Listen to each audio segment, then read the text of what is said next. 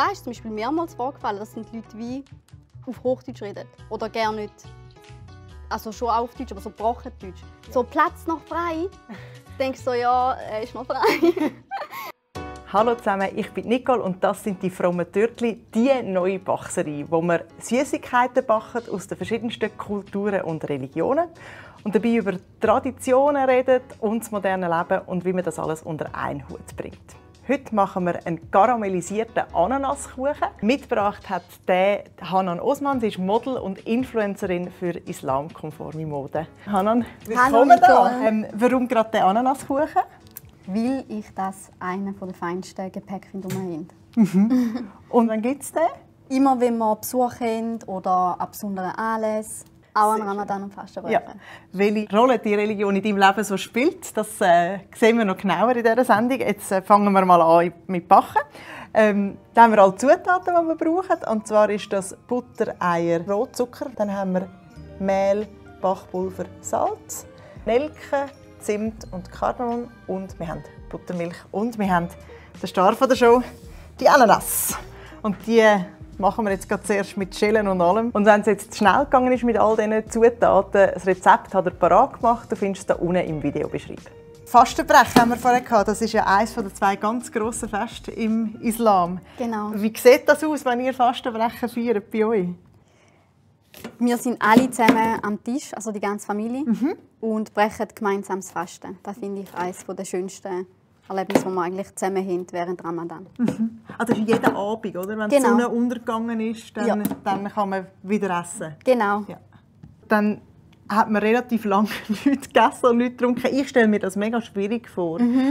Wie machst du das? Also das Essen finde ich noch eins, aber den ganzen Tag nichts trinken. Im Fall die Frage haben mir so viele Leute gestellt und ich weiß nie, wer antworten, weil für mich ist während Ramadan einfach anders. Normalerweise trinke ich auch recht viel, aber wenn es Ramadan ist, dann hast du wie das Verlangen gerne nicht. Also ich kann es nicht erklären. Ja, Genau. aber das ist ja total interessant. Ja. Und seit wann machst du das schon?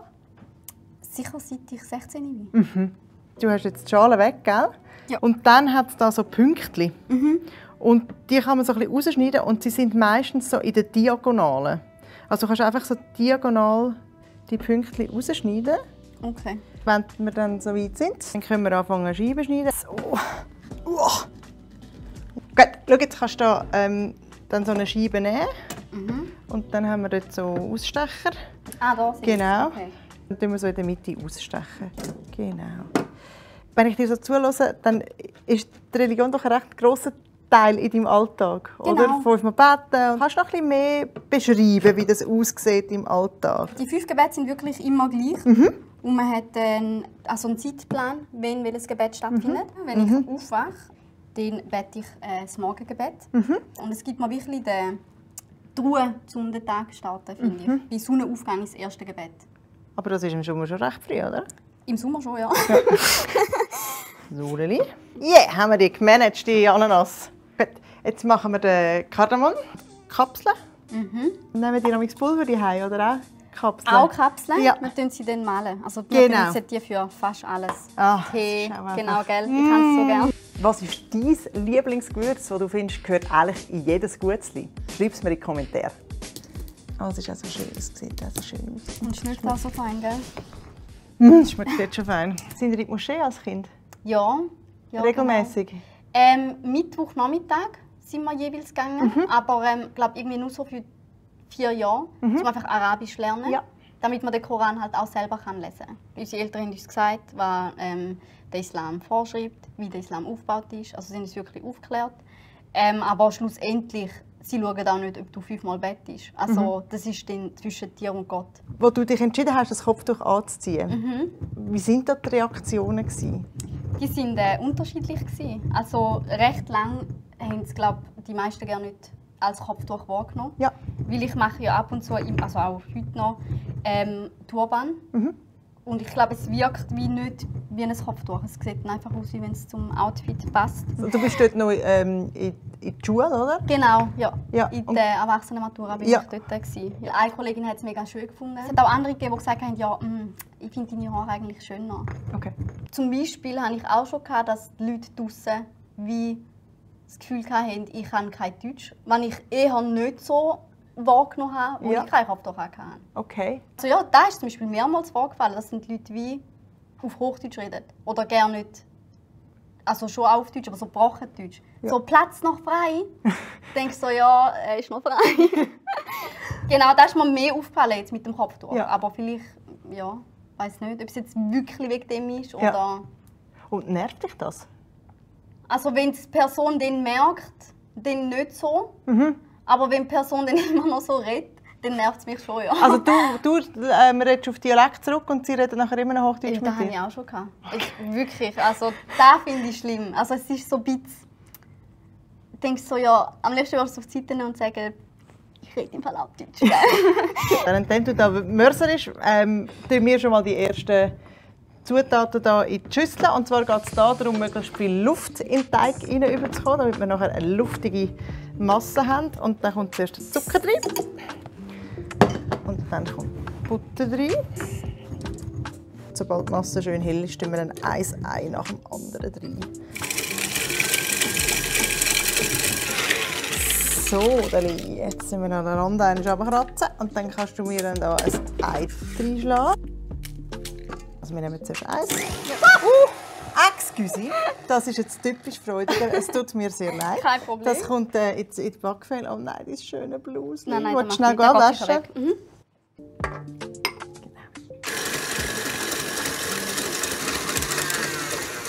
Es ist heller, oder? Und so ein bisschen Luft drin. Jetzt habe ich das Gefühl, es ist gut. Jetzt tun wir einfach den Rest der Zutaten rein. Nelke ist nur ganz wenig. Du bist der Profi beim Kardamom. Würdest du auch alles drin tun? Wenn es nur für mich wäre, ja. Weil ich liebe Kardamom, aber Also, ich weiß nicht. rein Alles. mit, rein mit. Zu viel Kardamom gibt es nicht, finde ich. So. Sollen wir nicht mehr zu viel rühren, damit wir nicht die ganze Luft wieder raus haben? Kannst du es rein tun? Also, jetzt nur wirklich nur noch ganz kurz, bis alles untereinander ist. Was sagst du? Ja, mal, sieht gut aus. Gut. Also, jetzt habe ich den Tipp bekommen für die Backform, weil ich muss dir sagen, ich habe das erste Mal Probe gebacken und habe die ganze Soße im Backofen gehauen dran. Und darum habe ich den Tipp bekommen, dass man die Backform auskleiden soll mit nassem Backpapier. Ich hoffe, das sind alles nass. Du kannst so richtig verknittern. Ja. Und dann kann man es nämlich wie besser in die Backform. Und wunderbar. So. Was wir jetzt auch noch machen, ist unten eine Alufolie drum, dass es dann wirklich Dicht ist. Ja. dicht ist. Genau, perfekt. Gut, dann können wir da den Rand ein bisschen ummachen. Und jetzt kommt das Karamell. Yeah. Genau, den Zucker rein und dann Wasser dazu. Und dann haben die Leute immer Angst vor Karamell, aber eigentlich ist das gar nicht so eine Hexerei. Und dann sollte man da gar nicht rühren oder irgendetwas, sondern einfach das Karamell warm werden lassen. Und das geht jetzt ein Zeitchen. Und darum können wir noch ein bisschen weiterschwätzen. Deine Eltern sind aus Somalia geflüchtet, gell? Ja. Wann sind sie in die Schweiz gekommen? 1991. Okay. Genau. Wie hat das die Familie geprägt? Sie haben ja die Sprache gelernt, von null angefangen. Und ich glaube, das hat die Familie geprägt insofern, dass man immer das Beste gibt aus der Situation, die man gerade hat. Ich habe gesehen, wie meine Mutter probiert hat, Deutsch zu lernen. Und jetzt schafft sie als Dolmetscherin. Aha. Und das ist so der Wille, wenn du unbedingt etwas willst, kannst du es erreichen.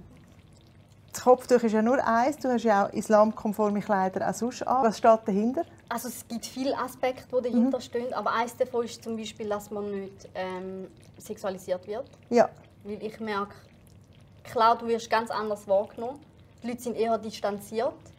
Aber die dann das Gespräch mit dir anfangen oder halt mit dir reden, die gehen wirklich auf die Person ein. Nicht auf, die sieht mega gut aus oder was auch immer. Eigentlich sollten die Männer nicht aufdringlich werden, egal jetzt, wie man angelegt ist. Oder halt nicht angelegt ist. Aber ich persönlich finde einfach, für mich ist das der richtige Weg. Ja. Ich stelle mir vor, dass man dann mit relativ viel Vorurteilen konfrontiert wird. Ja, das ist es so, genau. Ja. Was hörst du da so? Also, Dass du es nicht freiwillig machst. Ja. Durch. Genau. Das habe ich gefühlt, das nervt dich ein bisschen, oder? Ich finde es fast schlimmer, dass man einer Frau nicht zutrauen würde, dass sie es von sich aus machen will, als dass es so viel einfacher ist, dass sie gezwungen wird von einem Mann, um das Kopftuch anzulegen. Mit dem habe ich schon Mühe, muss ich sagen. Wie reagierst du dann, wenn die Leute das nicht glauben wollen? Eigentlich probiere ich mich nicht, den wie gross da zu erklären. Ich versuche es am Anfang zu sagen, ja, eigentlich mache ich es einfach aus Überzeugung, weil ich alles mache, was der Islam vorschreibt und das Kopftuch gehört auch dazu. Und wenn es dann kein Verständnis gibt, dann ja, ist mir das ehrlich gesagt gleich. Okay. Jetzt kommt das Karamell hier rein und nachher kommt die Ananas rein, gell? Ja. Gut. Du kannst bauen, ich tue da weg. Achtung auf heiß, gell? Das ist mega heiß, da muss man aufpassen. Oh, es sieht schon mega schön aus. Jetzt kommt einfach der Teig da drauf und nachher geht es dann in den Ofen. Ich mache einfach, ist gut. Ja, natürlich. Ist das daheim auch immer der Zeitpunkt gewesen, wo man als Kind die Schüssel ausschlecken wollte? Ja. Ich glaube, das ist in allen Kulturen Genau. gleich. Yes. Ich komme zum Ofen. Den muss man vorheizen, und zwar auf 180 Grad. Und dann kommt es so 30-40 Minuten in den Ofen. Während der Ofen vorheizt. Du bist ja eben Model für islamkonforme Mode. Wie ist das gekommen? Ich habe nie gedacht, ich will Model werden. Aber ich bin mal über Insta angesprochen worden. Das war von einer Schweizer Modelagentur.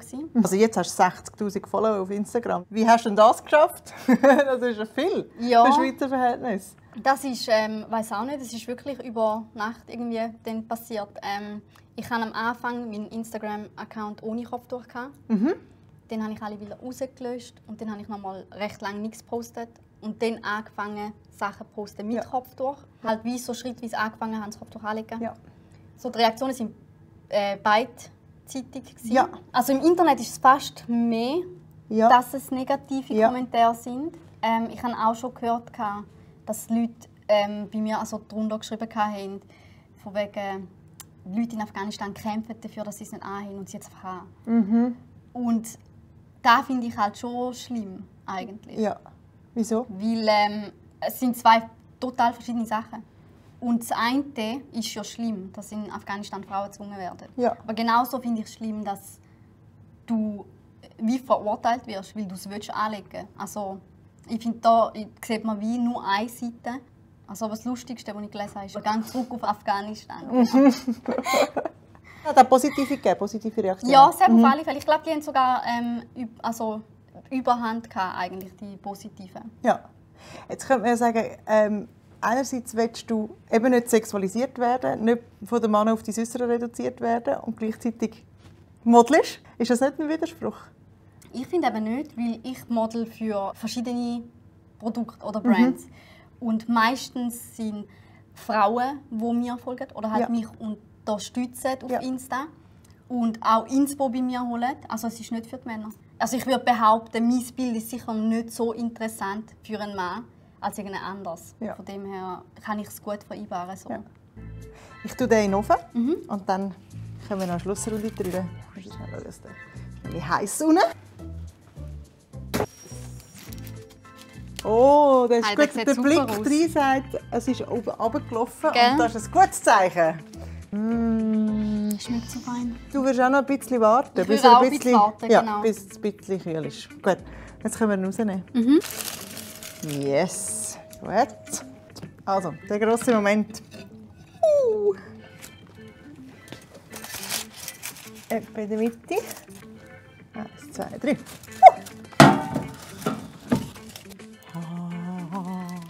Sieht gut aus. Das sieht gut aus. Ui.